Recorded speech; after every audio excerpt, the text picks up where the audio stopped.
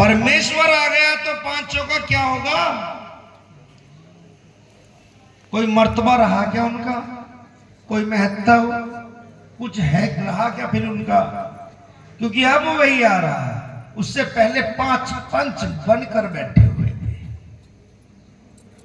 धनी जी का जो सातम दुल्हन नूर हुक्म बुध है, पांचों मिल भय श्री मोहम्मद, लेकिन वो मोहम्मद का भी काम नहीं कर पाए। क्यों? बातों ने काम बहुत तक के पर जाहिर किया ना कोई, और जो बातूनी को जाहिर करे मोहम्मद का हवे सोए।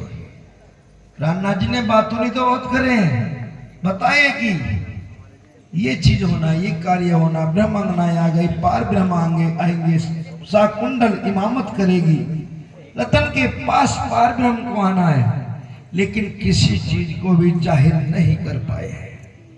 तो चीज क्या है? उल्टे तकत मर्तबे सबके और भगवान बदल डाले। भगवान बदले जावे क्या? भगवान बदल डाले, क्योंकि भगवान तीन है, क्योंकि भग तीन है तो उनके वान भी तीन है, मायापति तीन है। तो चीज क्या है? जब ये ब्रह्मांगनाएं आए, सदगुरु आए, तो उन्होंने सब कुछ बदलते चले गए। उल्टे तख्त मर्तबे सबके और भगवान बदल डाले। मेरे श्री श्री सदगुरु ने धाम के धाम बदल डाले।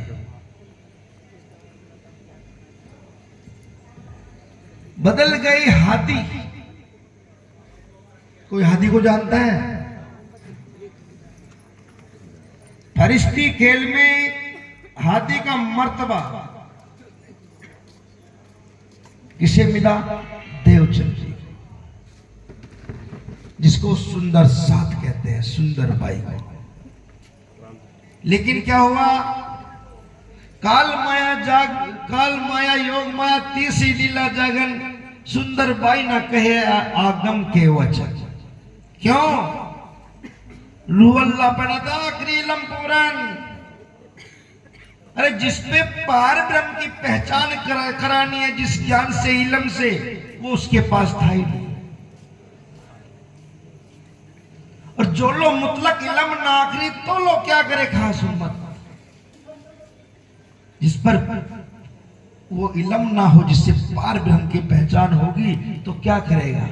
अरे मैदान में कूद गया सिपाही, हथियार ना हो तो क्या होगा? भागेगा या मरेगा? तो चीज क्या है? आज हादी का मर्तबा रतन के पास है, तो बदल गए हादी और गादी। कौन सी गादी है? परमहंस गादी है। बदल गए हादी और गादी, ग्रंथि ग्रंथ की बदल गई, ग्रंथि ग्रंथ की बदल गई, और इष्ट बदल गई, इसकी बदल गई, दृष्टि की, लक्ष्य की बदल गई, थंब बदल गए, ब्रह्म बदल गए, और ब्रह्मांड बदल डाले। कौन सा थंब है? चौथा थंब है, जिसे कायमी ब्रह्मांड कहते हैं। और ब्रह्म भी बदल गए, और ये ब्रह्मांड बदल डाले। मेरे श्री श्री सदगुरु ने धाम के धाम बदल डाले।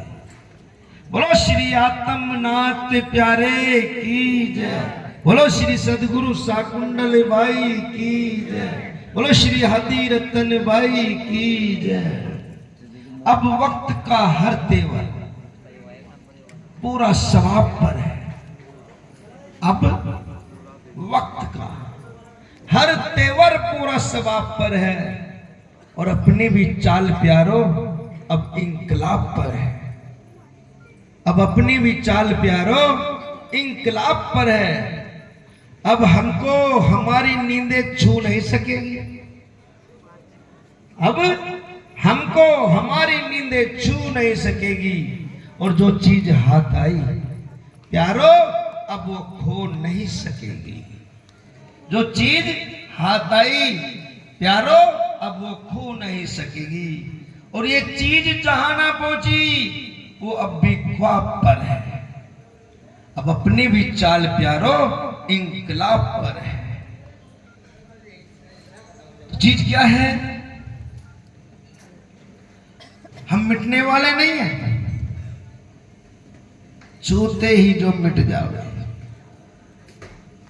और हटने वाले भी नहीं कि कहते ही जो हट जाओगे। झगड़ा हमारा अब हक के नकाब पर है। श्री सतगुरु साकुंडल भाई की जय, जय। क्योंकि झगड़ा हमारा सारा हक के नकाब पर है। अपनी लड़ाई है अब उस ख्वाब के महल से। ख्वाब का महल जानते हो? ख्वाब के महल को जानते हो आप?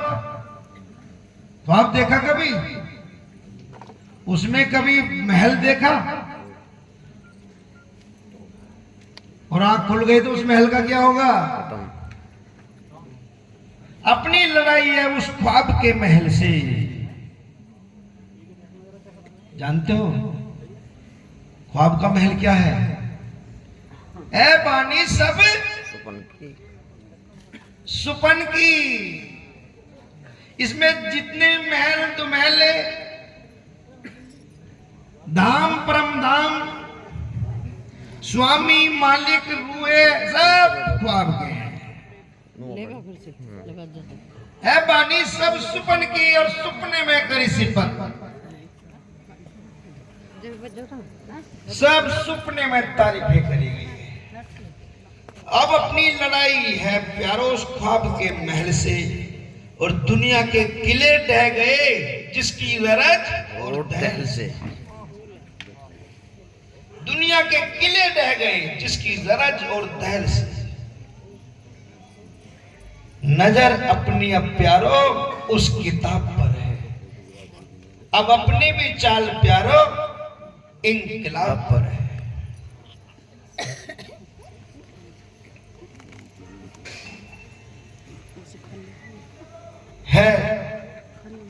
ध्वज है अजीज और चौथी ध्वज है। 3 ध्वज पहले उठी और गिर गई। पहली अरब में उठी जिस पर चांद तारे का निशान, जिसने बताया कि अब रात है। और दूसरी ध्वज उसी की दूसरी सूरत देवचंद जी की उठी जो हिंदुस्तान में उठी। और हिंदुस्तान में उठकर तो लिखा जाहिर कर इत्ते उड्डा झंडा नूर खड़ा किया बीच हिंद के हुआ आसमान जमीन जहू। लिखा सकत सो खाई के गया हम सो ईमान मुसाफ। सो हादी दिखाया वो झंडा कर से हिंद में हक इंसान।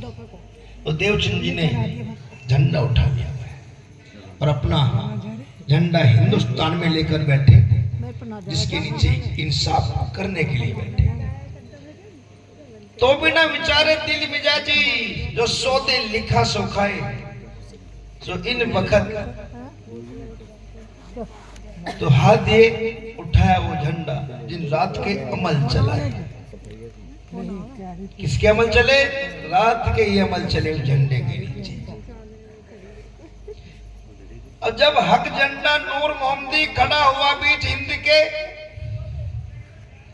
तो अक्स नूर इमाम का रहा अंधेर कुप्र पीछे। कुछ नहीं पता चला किसी को 313 जगह देवचंद जी ने, लेकिन किसी को कुछ नहीं पता क्या कर रहे हैं देवचंद जी।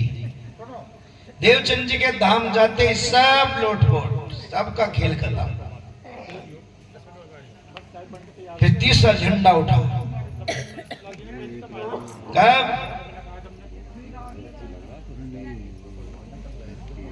हादी बिना झंडा हकीकी किन और ना खड़ा किया जाए।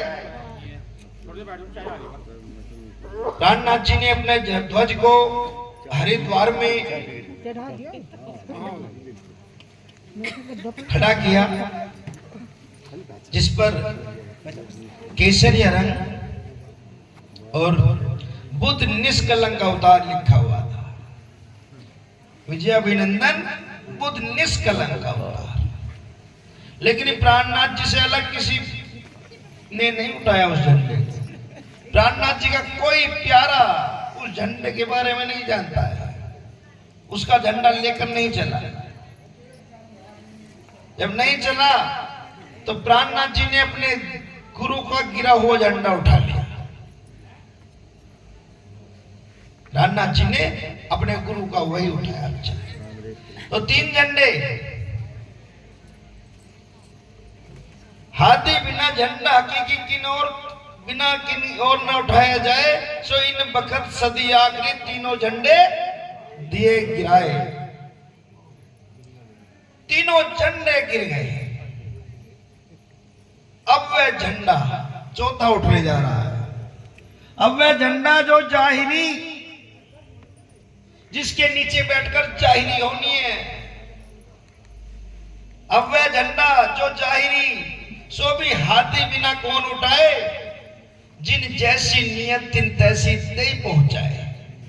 जो जैसा है उसको वही बताया जा रहा है उस झंडे के नीचे बैठकर। देखो सिपारे तीसरे हुए हकीकत, सो एक दिन सुहान मिलाए हुक्मे आवे, मारपत झंडे तले यकीन। जिस झंडे के नीचे बैठकर जो जैसा है उसको वही बताया जा रहा है, उसका पर्दा उठाकर दिखाया जा रहा है, तो यकीन क्यों नहीं आएगा वाला। तो ध्वज अजीज और चौथी जो मोमिनों के रब की, ना हिंदू सिख ईसाई, ना जिन्स ये अरब की। ये ना किसी हिंदू की, ना सिख की, ना ईसाई की है, ना ये जिन्स अरब की है गोल उम्मियों का जो हक इंतखाब पर है, जो पार ब्रह्म को पहचान कर सजदे सलाम कर रहा है, चाट कर ला रहा है गोल उम्मियों का जो हक इंतखाब पर है। अब अपने भी चाल प्यारो इंकलाब पर है। हमको ख्याले हक है और हम पे सवाले हक है, और हमको ख्याले उम्मत एक ख्याले हक है, जो उम्मत हक की है उसका ख्याल है। और जहां दस्तखत खुदाई, जहां दस्तखत खुदाई, अब नजर उस किताब पर है। बोलो श्री सतगुरु शाकुंतल बाई की जय। श्री आदमनाथ प्यारे की जय। तो चीज क्या है?